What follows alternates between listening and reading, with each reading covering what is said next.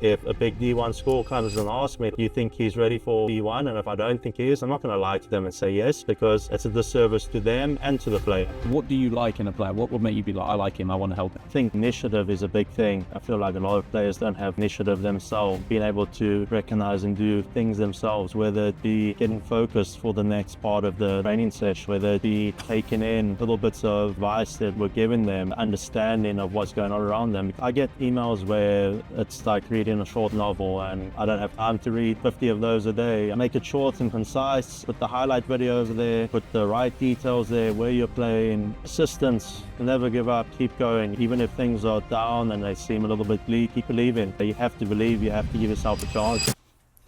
Panico, what's your biggest piece of advice to a coach on how to be successful? I would say the main thing is, continuing through all the tough times. As a coach, I've done it now for 11, 12 years. I started pretty young. I had multiple knee injuries, 3 ACLs. That's why I had to stop my playing career and go into coaching pretty young. You go through a lot of challenges. You go through a lot of setbacks. Sometimes you doubt yourself, but you really just got to continue pushing through. So I think... So what's a challenge that a coach might have? Because if I'm listening to this and I'm thinking, yeah, football coach is easy. You turn up, you get the balls out, you put the cones down, you coach a session, you go home. Like what's the challenge of being a coach? Yeah, a lot of people think it's that easy. They think we just go to a field and tell the kids to kick balls around, or the players at college or wherever. But there's far more than that. I've worked now in youth soccer, in the men's college game here, in men's league back in South Africa, and you either have to deal with parents behind the scenes, you have to deal with admin behind the scenes, you have to deal with player IDPs, you have to deal with a lot of things behind the scenes with players. You kind of have to be a little bit of a therapist to them, a dad at times, a role model. So what was it? You mentioned there you had a couple of injuries. So talk to us about like the early stages of your football career. Like, were you playing at a high level? Did you want to be a professional? Did you want to always get into coaching? Like, where did your kind of football career start? Yeah, so I always wanted to get into coaching pretty young. I obviously, as a player, everybody has that ambition to become a professional, but I had to be realistic with myself. When I got to a certain age, I was like, okay, I'm not going to make it in terms of the professional game. I was playing more for enjoyment at that time. The leagues I was playing back home in South Africa were decent leagues, but they weren't leagues that you were going to become a professional in. So, played in those leagues, realized then obviously when I got those injuries, I knew before then I wanted to go into coaching, but that kind of pushed me a little bit sooner. So that got me into it pretty young then. So what made you want to be a coach? What did you look forward to about coaching? So, when I was really young, enjoyed Football Manager, FIFA Career Mode, and then obviously I'm a avid, football watcher. So, watching the games on TV live every weekend, every Champions League game, thinking and starting to realize that I enjoy watching the tactics, thinking about the tactical side of the game. And I'm like, oh, if I were to go into that, how would I do this? How would I influence it? So that kind of always intrigued me. And that was the reason that I was like, let me get into it. So you grew up in South Africa? Correct. So people don't really assume that South Africa has a big football culture. Mm-hmm. So how would you describe kind of football in South Africa? Yeah, you're 100% right. The main sport in South Africa would be rugby. We're a pretty big rugby nation. Football is big there. It's just we're not as successful in it, so maybe it doesn't get as much, attention, definitely. I would say it is big there. The majority of people do play football back home. The World Cup in 2010 definitely helped increase kind of the image of the country in that sense. I just wish the country would push on now in terms of, development and the national team. So how did the World Cup affect football in South Africa? The infrastructure, obviously, we got all these fancy new stadiums, the attention to the players from the country, was a little bit higher. Kind of just the global aspect of it helped the whole setting of it. I would say it definitely helped in the first couple of years, but after that we didn't really push on, which is kind of the frustration in that country at the moment. So at what point do you leave South Africa? So I was just out of university, college. In South Africa? In South Africa. Was kind of thinking, I want to progress my career. The coaching badges, aren't great to do. It's a little bit harder, to get in there if you weren't a professional player. So I was like, I have a European passport. I always wanted to go to London. Let me move across and start doing my coaching badges. Why did you want to go to London? I mean, I'm a massive Arsenal fan, so that was a big part of it. I just always wanted to go experience English football. I always watched the English Premier League, obviously Champions League, being able to go to Europe and experience all of this. And I mean, London's not the worst city to be in. Yeah. So for someone listening to this that's thinking, yeah, but everyone wants to get a job in London in football, like, how did you make that happen? Why did they select you? How did you get that job? Hard work, just honest hard work and perseverance. I got there, put my foot in the door wherever I could. I was lucky enough to have a connection at Tottenham Hotspur's foundation. So you didn't want to have that job then? No, that was not my favorite job, but it was a good spot to start at. How did you get that though? You said you had a connection. Was it a coach? Was it a friend? Was it a family? It was a family friend, yeah. So family friend, I started doing my coaching badges. I was working for a grassroots club to start off with. Did my FA level 1, FA level 2. Obviously had that, started putting my CV out there. I did the FA Talent ID courses. I got a job as an academy scout at Queen's Park Rangers. Yeah, that was cool. I really enjoyed that. It unfortunately got cut short because of COVID.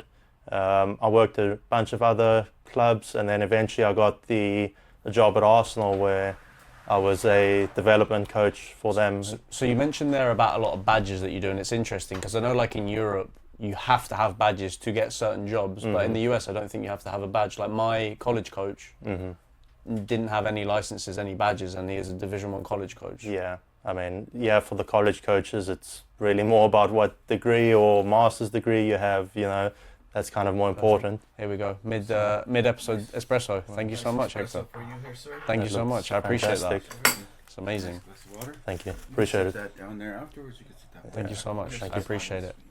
But in terms of like the coaching badges, so because people will be listening to that and being like, I don't really know what badge my coach has got, or I don't understand coaching badges. So for you as someone that's done it, who wanted to go to London specifically for the badges, how would you describe a coaching badge and why is it important? Well, I mean, a coaching badge is kind of like, studying at a university or college. It gives you that understanding, that learning. It's not the be all and end all. A lot of people think, you need to get a UEFA B or a UEFA A or whatever. I got my UEFA A 2 years ago, and that's obviously a high level one, but the connections that I made through that was fantastic. Obviously, I learned a lot on the courses, but you also learn from the people that you go on it with. That can help you in the future. I met coaches that are all either professional clubs, even some guys that were from the US, that were on the course. So what do you learn in the coaching course? Because I might think like you're on a coaching course, like how much is there to learn about coaching really? Like it's just tactics and 4-4-2, but everyone has their own methodology and identity. Like when you go on a coaching course, what are they teaching you?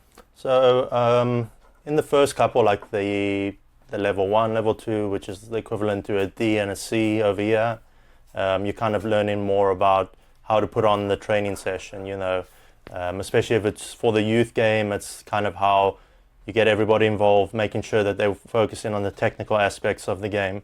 As you progress higher into like the UEFA B, the UEFA A, it really becomes about the tactical side of the game. So it can become about pressing, counter-attacks, breaking down a low block. So it really goes down into the minute details of how you can influence your team, mainly from the training point of view, but also we do a lot of stuff where we'll record a game and they'll see what you say at halftime, what you say before the game. Is your message getting across to the players? So there's a deeper level to it, and there's a lot more to it than just putting down some cones and telling them pass from here to there or shoot there. There is a lot to it. And you mentioned there's something funny about playing Football Manager and playing career mode. I was exactly the same. I remember I was so excited to get like Football Manager for Christmas, and I would spend so much time on transfers, finding players, on tactics, setting up like all of that, like forward runs, running inside, the formations when we're losing a game. And then even in career mode, like all my friends would obviously play Ultimate Team. They'd be like, hey, come play like pro clubs or Ultimate Team. I'd be like, I want to do career mode and build the youth academy. I would always get the 5-star scout and the 5-star youth academy, you know, and try and bring those players up. Like from young, what was your motivation? Like what was fulfilling you to do these things? Because well, I don't want to say normal, but other kids might have been playing different games, or they might have been playing Ultimate Team or Pro. Why did you want to do that from a young age? I mean, going on what you just said over there, you know, like I used to love doing that in the old FIFA career modes where you would pick up the young players with the potential and then they would grow. Yep. And then, you know, what was fantastic was, I'll never forget Gareth Bale, who's, you know, obviously had a really good career. One of the old FIFAs that I played on, he was a left back and he was like a 60 rating or something. You buy him and after like 5 years, he gets to like 88, 90, you know. Yeah. And obviously he ended up being a top player. So, you know, seeing that and you're like, oh, hey, like I knew about this player way before he actually became a top level player. It's kind of like, you know, a little bit of like, I don't know, sense of, you know, achievement in itself, you know. So when you're growing up in South Africa, what's like the expected pathway for kids involved in football? Because in England, obviously you try and be a professional. If you're not a professional, there's so many different coaching jobs. But I'm just trying to think in like South Africa, like did you feel like you had to go to Europe or could you have stayed in South Africa? What opportunities are there in South Africa? I could have stayed, but the problem is, again, there it's a little bit like Europe where they want you to have like a CAF A license or CAF B license for like the, you know, the youth academies there for the pro teams. So the issue was they're just not available. You know, it took me nearly 2 years to get onto a D license, which is the lowest level one. So to be able to progress up that ladder kind of was too hard, if you know what I'm saying, or too long, you know, a little bit impatient on my side. But I also had the opportunity to go to Europe, and obviously I think Europe is where the best football is in the world. Was there a big culture shock when you went to London? Yes and no. Like what was struggle for you? Like what was hard? Obviously, you know, getting used to a new city is the main thing. Obviously, the people are different. I think South Africans and the British are pretty similar in mannerisms, so that kind of helped. A lot of banter and... Yeah, exactly. The humour is pretty similar, dry humour, you know, so that helped in its own sense. You know, obviously the way that the academies are set up in England, a lot more professional. The way that everything's run is a lot more professional. The facilities in Europe, or England in particular, were better than in South Africa, you know. So all of those are different, you know, aspects. Mm. And what would you say is, and then obviously, so you're in England and you're working for all these different clubs. Were you at any point feeling like a loyalty to one club? Well, like, why did you bounce around so many different clubs? I mean, it's kind of like just progressing up the ladder, you know. If you're at a grassroots club and you get the opportunity to go to Tottenham Hotspur, you know, and you want to become a top-level coach, you don't say no, because even though Tottenham is the rivals to the team that I support, it's still a Premier League team. It's still a big-name team, you know. Queen's Park Rangers used to be a Premier League team. It's really enjoyed my time there. You know, that's a good opportunity. I wanted to go into a different part of the game also. I still coached, but then I did the scouting, you know, just to increase my knowledge in the game. So I learned a lot in that short period. And then obviously when I got the opportunity to go to Arsenal, I mean, I'm going to be loyal to them. I still do summer camps here in the US for them. So I keep my connections there. You never know, one day you might go back. So you're in England and you're working at your boyhood club, and then COVID happens? Yeah, so I started with them in 2019. Obviously, COVID happened early 2020, kind of stifled the coaching for a bit. You know, a lot of the work was cancelled, or, you know, there was a period where we just didn't coach at all, you know, close to a year, you know. It's the same at QPR. So what age groups were you coaching? At Arsenal, or...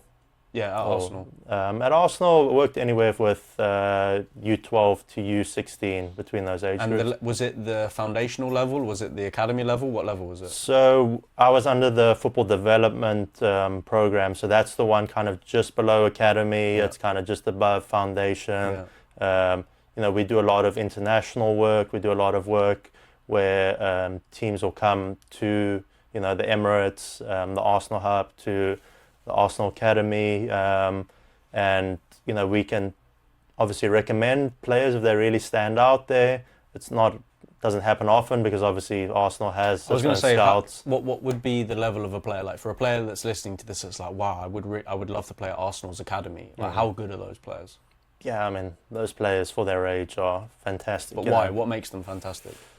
I think, if we're comparing maybe to the US now that I've been here for a couple of years, things there, their desire to want to play for a professional club is it's hard to explain to maybe some of the kids over here, because the kids over here, I feel like, majority, if you go and ask them if they're playing MLS Next or whatever, they want to go to a college. They're not saying I want to go play for the San Jose Earthquake straight away. Or Why do you think that is? You think it's just the culture? I think it's just the culture. Yeah, that was a bit of a culture shock for me over here when I first moved here to kind of understand that, because I'm like, where I come from, South Africa, and then obviously England, like, you want to play for the pro team, that's like your first priority. But I feel like, a lot of the kids are like, oh yeah, I'd love to just play for a D1 school, which obviously is a really good level.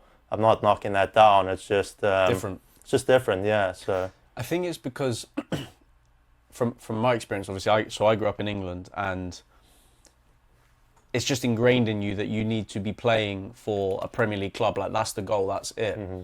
And you obviously don't have the NCAA, and to be honest, I wish we had the NCAA in England. That would be amazing. I wish we had that. It's completely different cultures, and that's why I think it's a good thing. But I think the thing that I understand now is that in England, if you don't make it as a pro, like, it's a dogfight, like to get a job, to go to university, to work. Whereas in America, if you don't make it as a pro, you can go have a nice college experience, you can get a job working at a bank or in tech, or like we're in San Francisco working in a big company, earning loads of money. Whereas in England, like, these guys are really hungry to be a pro footballer. But I think there's also a lot more pathways too, because people in America don't want to play for a pro club, because I feel like, because there's not that many pathways. Like, you have, think about it, if you live in California, you have Galaxy, San Diego, LAFC, and the Quakes for however many people there is living in California. But in London, you have Premier League, all of these clubs. So, like, 100%, yeah. When I'm interested to ask you, so how old were you when you moved to America?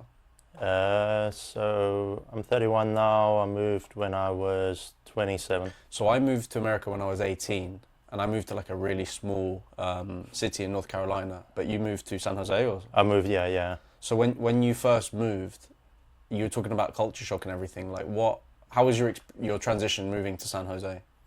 I mean, the culture shock for me was just the pay-to-play model, seeing it over here, because obviously, again, a lot different to out of the experiences I've had previously. You obviously have so many different divisions and leagues. Yeah, it's so confusing. I still get confused now. You got MLS Next, and there's some really good kids there. ECNL, there's some really good kids there. Some really good kids that play NPL or even in their local leagues that don't get picked up. So it's kind of like, I think because there's so many people, there's so many different leagues, everybody kind of wants a piece of the pie, so they're doing this and they're doing that, and it's like, that I still struggle to kind of like understand, How would you, because someone in America might be listening to you and be like, it's easy, like there's different clubs and different divisions, like what do you mean how is it in England? Like, how would you describe the football pyramid in England? I mean, the football pyramid in England is, you play for your grassroots teams. There's kind of different levels to it, but there's not all of these, fancy names to all of them. And then, like when I worked as a scout, I would just go scout games, whether it be at Hackney Marshes or, whatever the scouting report was. They'd be like, go watch this team, we heard about this player.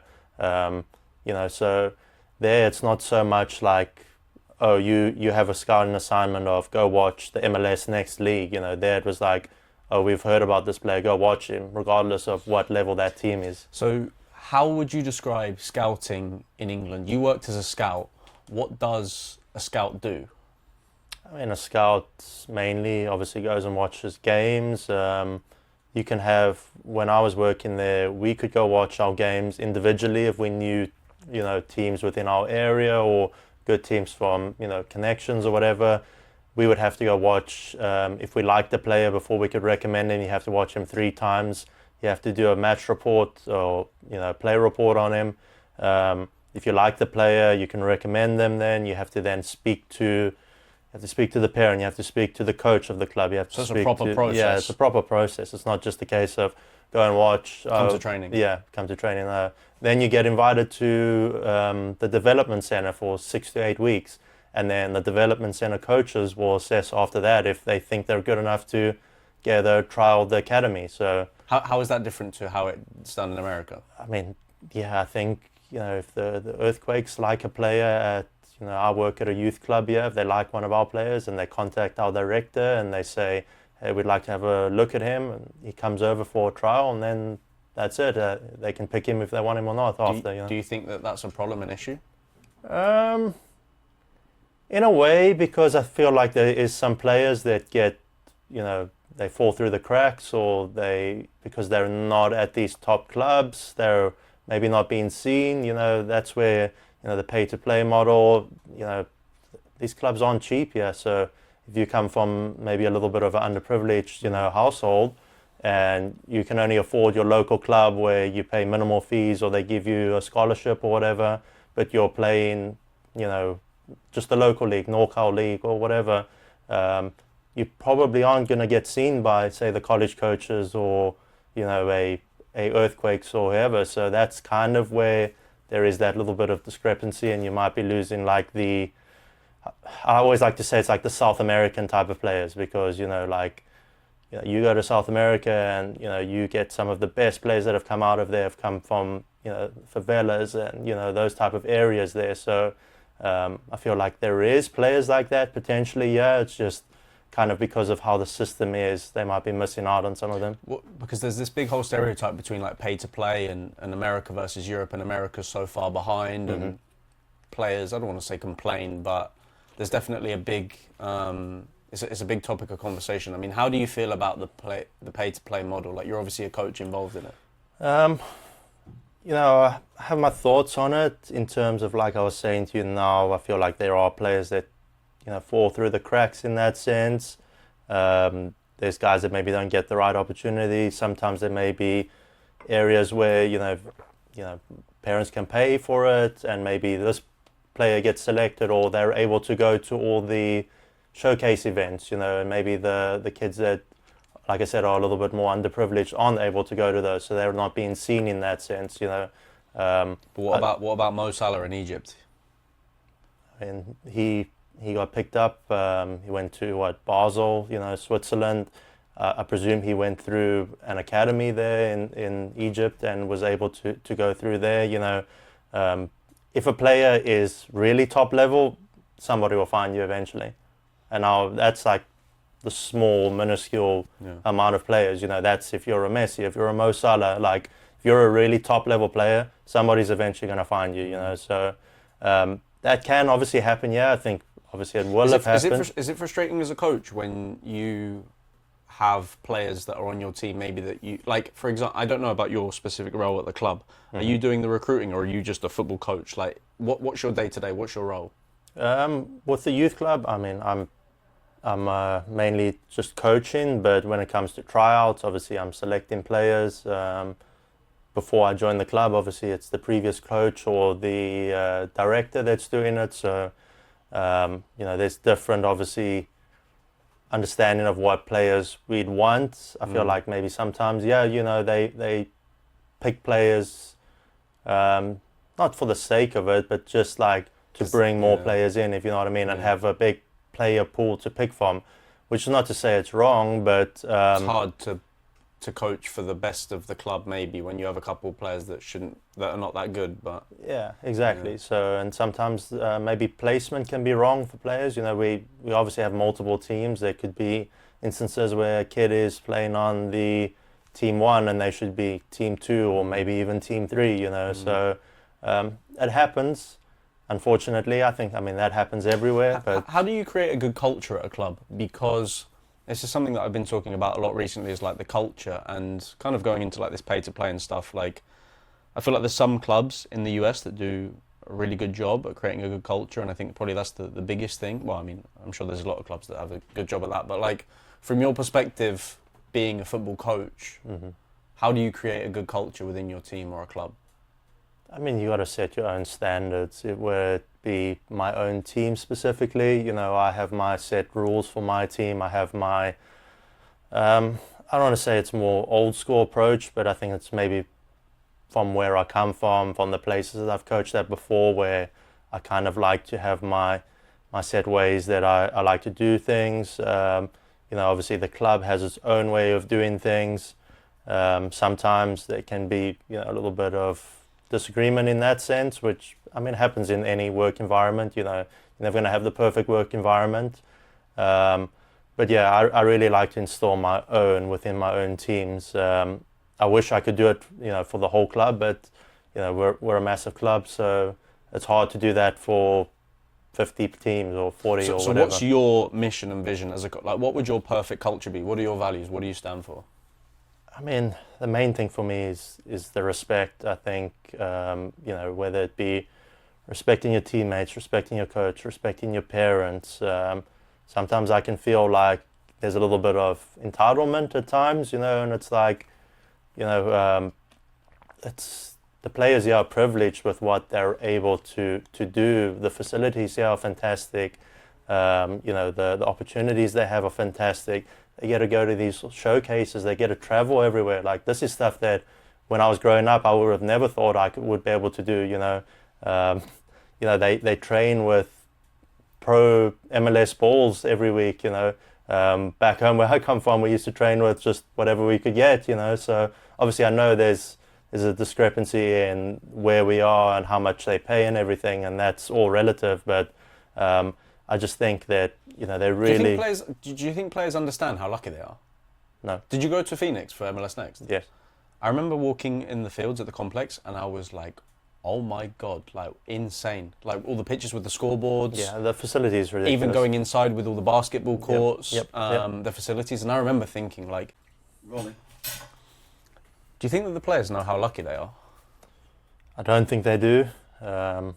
You know, as we were talking about previously, the MLS Next Fest that we were both at in Arizona, just the facility was crazy there. 28 fields, you know, 4 pristine grass fields, 24 turf fields. You know, it's something I've never actually seen before. So how because I know a lot of the players, like I remember going to Phoenix, I remember seeing the facilities, even like indoors of the basketball.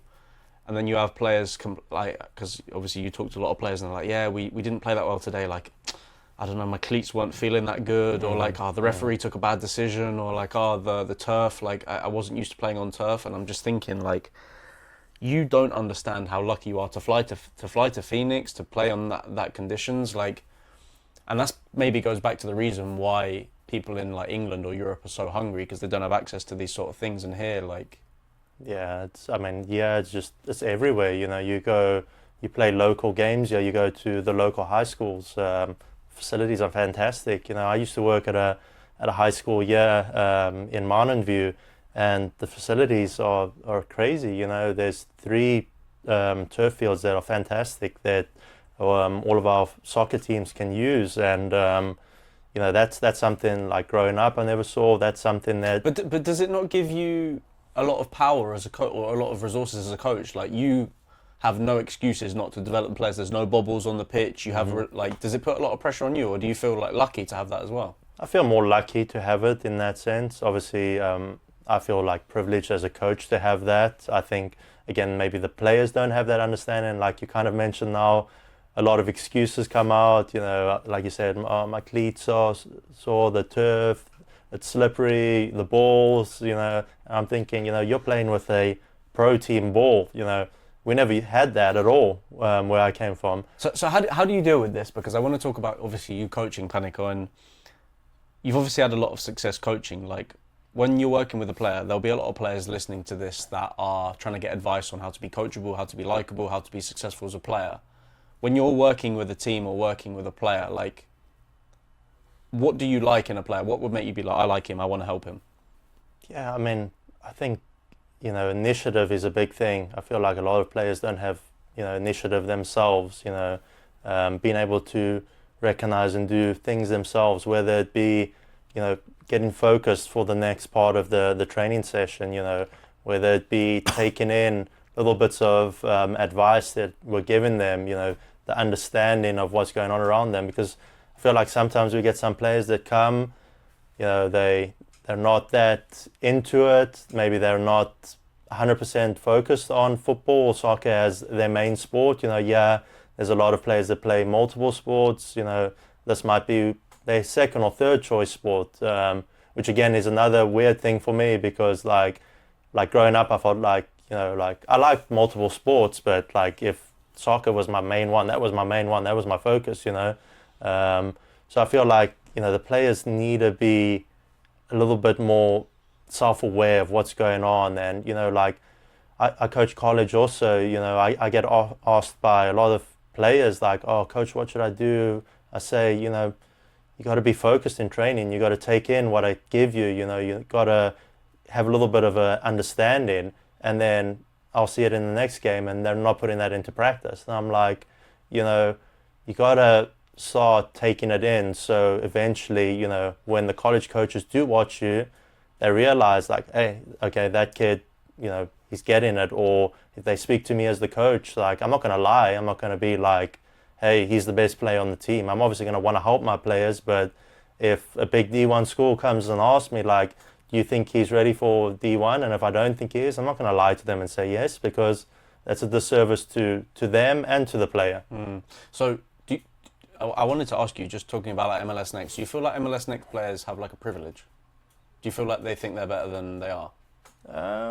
In some cases, yeah, I think there might be. They think obviously they go to these big showcases, these big tournaments, they get the patch, some of them will play, like the pro academies, they'll play, Earthquakes, Philadelphia Union, so I think obviously they have a little bit of like not a chip on their shoulder, but I'm Ego. a better level, a little bit of an ego. How do you manage that as a coach?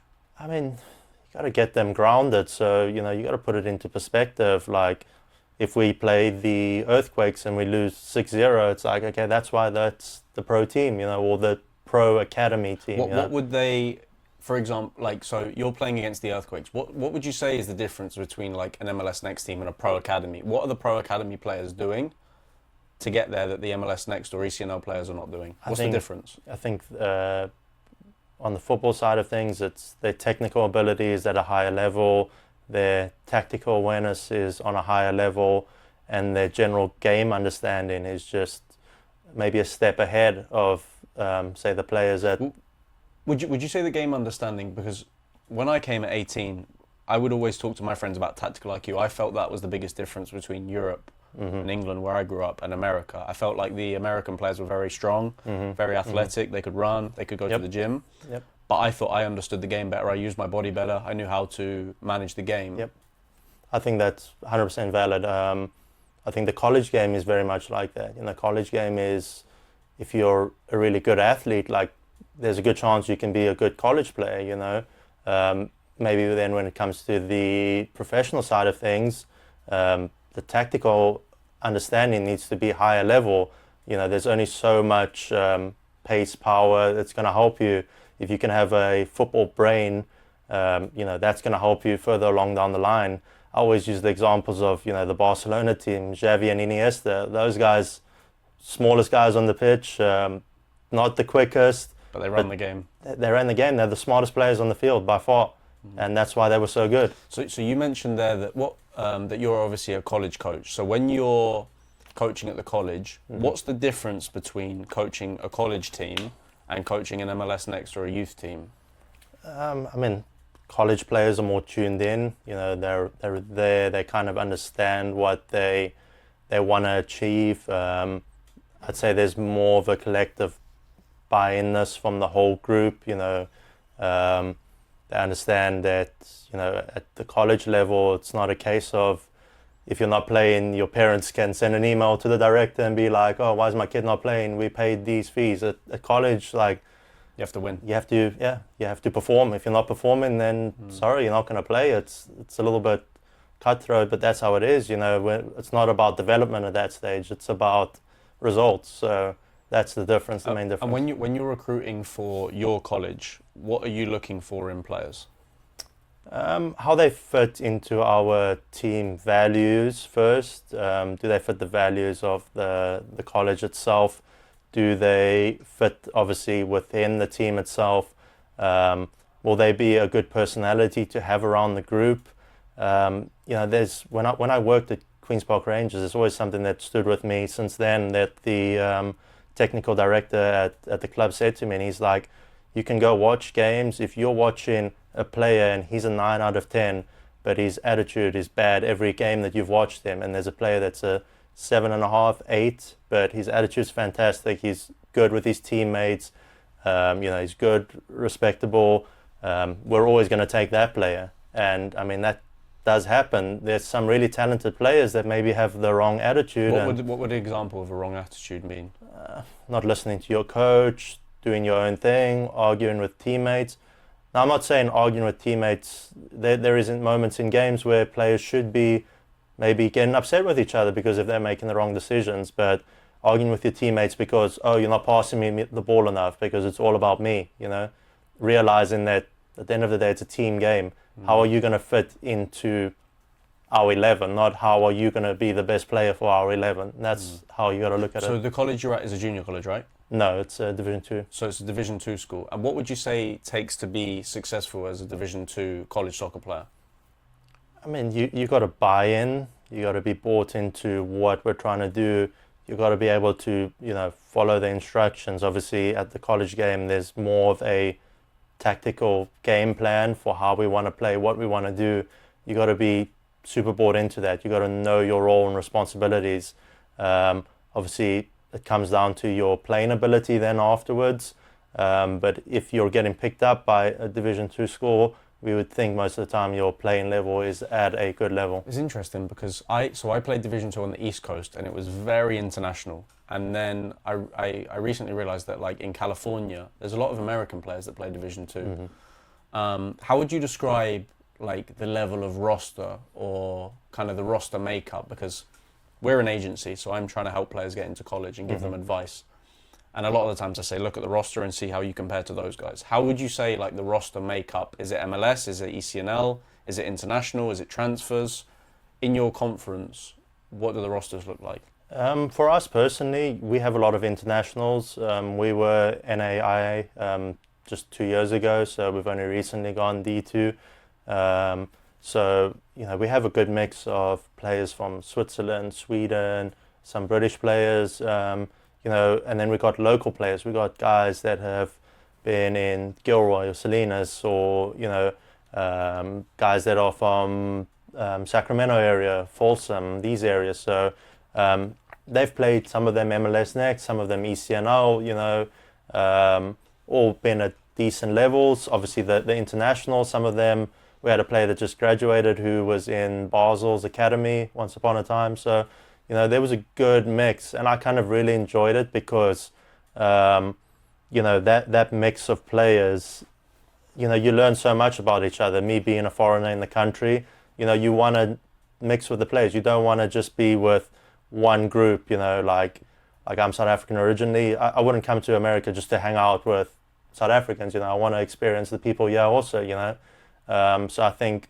when we're looking at the makeup of players, it's like, how can we get a good mix of all of them together, whether it be the technical ability of the European players with maybe the grit of the players from, like the Salinas areas and those areas with the athleticism of some of the American players, and how we can get a general fit of all of that together. It's interesting because a big part of my message is like, you need to get ready to play college soccer if you want to play college soccer. And I personally feel like youth football in America doesn't let you do that. Mm-hmm. In England, I was playing men's football at 16. I give advice to a lot of players, go play UPSL, go to JUCO first. You need to be playing with men or even Sunday League. Yep. How would you compare MLS Next to a Division 2 college soccer match? Honestly, it's completely different. MLS Next, players play a lot build up on the ground, which is great. I love that style of play, playing between the lines, not so much like long balls. You get to the college game and, unfortunately it's a lot about athleticism, how you can play a channel ball. Are you quick and strong enough to get into those areas? As you mentioned earlier, are you able to hold your player off? Are you able to do set pieces? I think obviously set pieces is becoming a big topic in general football right now. And it's becoming even more. So how do you get ready for that? If you're 17, 18 in America, how do you get ready to play college soccer?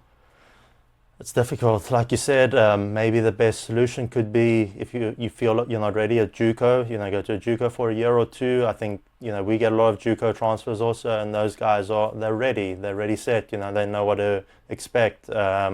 Play, like you said, a USL 2 in the summer if you can, play in that because you're going to be playing with college players mainly. So you got to have some form of like getting ready, or if you're a freshman coming in, majority of the time we're redshirting them, so they don't obviously play that first year. So they've got a full year to train with the team, watch games, get that understanding. And so when at your MLS Next club, when you're coaching, and you mentioned it earlier about like a Division 1 coach might come and ask you like, is he ready? What do you think would make a player ready to go and play Division 1? I mean, you got to be physically ready for that. If you're gonna go up against Stanford, those guys are all massive. They're hard to deal with. So you got to be physically ready for that. Technically, you got to be at a top level. Tactically, you got to understand the game good. You got to be. What does tactics mean? What does tactics mean? That can be, based on your position. So if you're a defender, you got to know when to drop into a low block, when to be in a mid block. When to get tight on your attacker, opposite attacker, whether it be, say, a fullback. If you're up against a good winger who's really quick and the team that you're playing against likes to play the ball in behind, you got to understand that maybe getting tight to him is not going to work because the ball's just going to go over, and you got to know that you got to drop and give yourself that distance, So that's kind of like the tactical understanding of the game, being able to move into the right areas of the pitch. Maybe a team is playing a diamond formation and the space to attack them is down the sides. Is your fullback clever enough to know to overlap then? Can they figure that out in the game themselves? Or does the coach have to tell them, everything? Like I said, that comes down to initiative again. I think a lot of the modern players have to be kind of like joystick. They want to know exactly what to do, where to go, when to pass. It's like, this is a game where you got to have your own creativity, And for a player that's listening to this that wants to know like how a Division 2 school recruits, how are you sourcing your roster? Like when you're going and recruiting, where are you finding players? I mean, we get thousands of emails. If I look at my emails right now, there's about 5,000-6,000. We get so many, so it's impossible to go through all of them. But what we do, we have our own system that we're using now. We're 4 coaches on the staff, so we kind of divide it by a position per staff member. So for example, I've been looking at centre backs and sixes. Okay, so you want to find a centre back. Where do you go to be like, okay, this guy's going to be ready, I can find a So we go to college camps, whether it be the local clubs around our area. We go to the JUCO games. We go and watch a lot of those. We'll go to the big events, the MLS Next Fest. We'll go to big ECNL showcase. I went last month to Denver for Colorado Rapids. They had a college event there, which was really good. Some really good players that we're looking at for the future. So you got to stand out at these events. You got to reach out. You got to sometimes be persistent. You got to try come to our college ID events that the college itself hosts. I think that's obviously the best one, because if you come in our own environment and you stand out, we're going to be like, oh, okay, like let's keep tabs on this guy now. So you have a lot of emails. I want to get in touch with you personally. Mm-hmm. What do I need to put in my email that's going to make you click it and be like, okay, I'm going to look at this guy? To be honest, I get emails where it's like reading a short novel, and I don't have time to read 50 of those a day. I'm busy with all the teams I'm coaching, so make it short and concise. Put the highlight video over there. put the right details there, where you're playing, maybe where's your next game, just so I can be like, oh hey, like he plays at a club that maybe 20 minutes away from me, like I'm free at this time, yeah, let me go have a look, you know. Obviously if I've watched the video then. What would make you like the video? What do you like in a highlight video? Highlight video, look, yeah, I don't want to, I mean, if you're a midfielder, for example, centre mid, I don't want to see you just scoring goals. I want to see your passing. I want to see your defensive attributes. I want to see all of your game. It's the same. Sometimes we get defenders, and for the first 3 minutes of a 6-minute clip, it's them scoring, and I'm like, that's fantastic, but I want to see you tackle and smash someone. Yeah, exactly. I want to see you winning the ball. I want to see you in recovery. I want to see you, you know, getting your head on it from a defensive point of view. Like, that's what I'm looking at. It's fantastic. Like, put those at the end. Maybe you scored 3 headed goals in the season. Put that at the end. That's great, you know. But and for a lot of these players listening, because we're an agency, so we're an agency, and we help players. Like the whole purpose of the podcast is to educate players on what they need to do. Mm-hmm. And I think it's important to talk about like the role of agencies and mentors and services in youth soccer for players. And you were mentioning there about like international players. So I'm assuming that you have agencies that you trust and that you use to go and find international players. Yeah. And you're obviously coaching MLS Next too. Do you advise players to get a mentor or to get an agent? Or how do you feel about the role of agents in college soccer? I think when they get to a certain age, I think an agent definitely can help them. You know, I have players, I coach a U15 team and they're freshmen in high school and they're like, should I join the agency? And I'm like, you're too young now. Like, maybe in 2 years' time when you're a sophomore, that's more, you know, more likely to be helpful to you, because right now, if I'm getting an email from a player who says, I'm graduating in 2029, I'm like, we're not looking at that. We're thinking about 3 months' time when our league season starts in the Division 2 league, and who can potentially be available for us now or in 2027.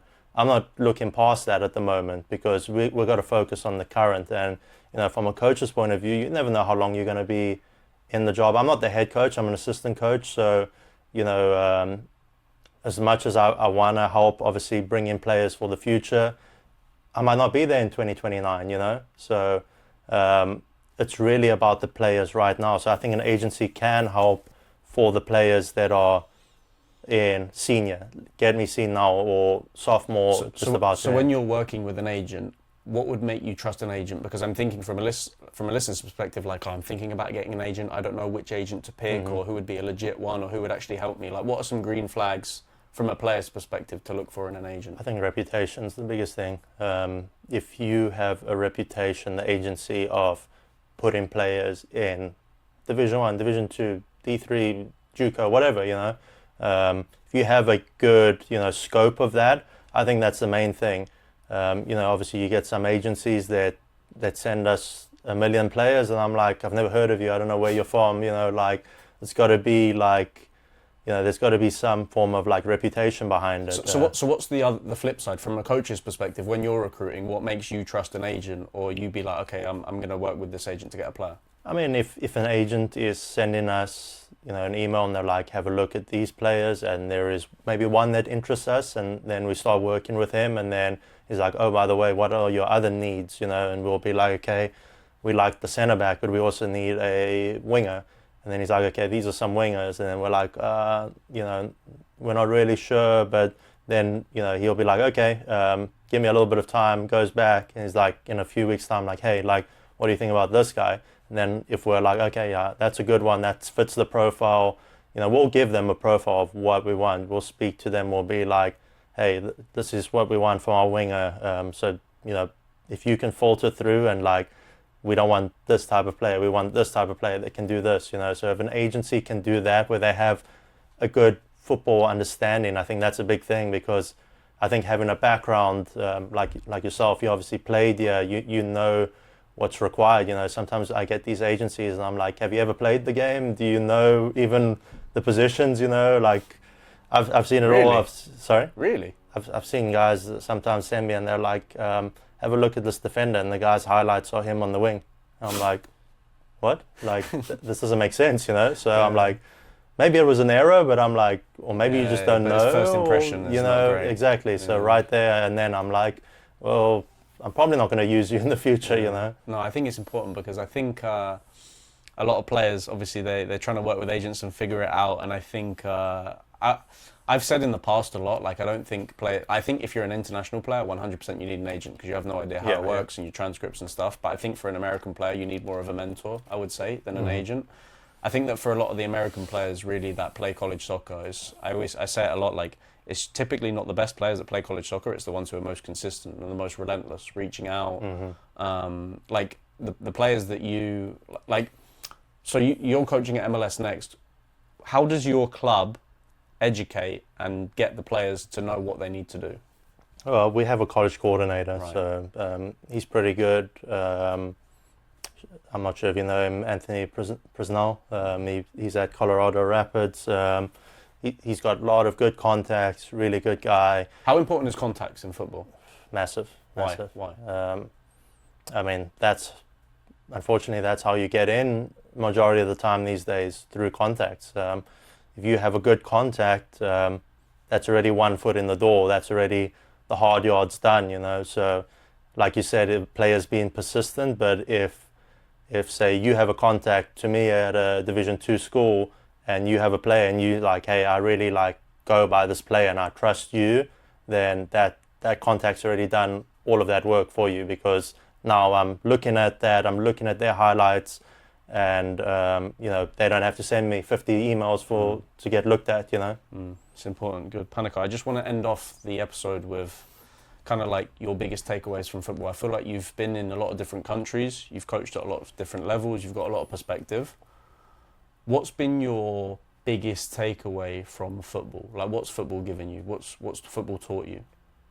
Football's taught me so much throughout my life. I think the main thing I would say that the takeaway for players is, you know, you can pursue being a professional, you can pursue going to college, but never let that take away from the enjoyment of the game. The main reason that we all started this game is the enjoyment of it, you know. So for me, you know, watching it on TV, going and watching my teams, that match day excitement, like, you know, I still have it all the time, you know. I still get goosebumps watching, whether it be Arsenal play, whether it be my MLS side, whether it be the college team, you know, like that feeling, you know, enjoy it while it lasts, because, you know, nothing's certain, you know, you gotta really enjoy it. I'm a prime example. I had to stop playing at 21, you know. I wish I could still play right now, but I'm just happy to be still involved in the game. What motivates you?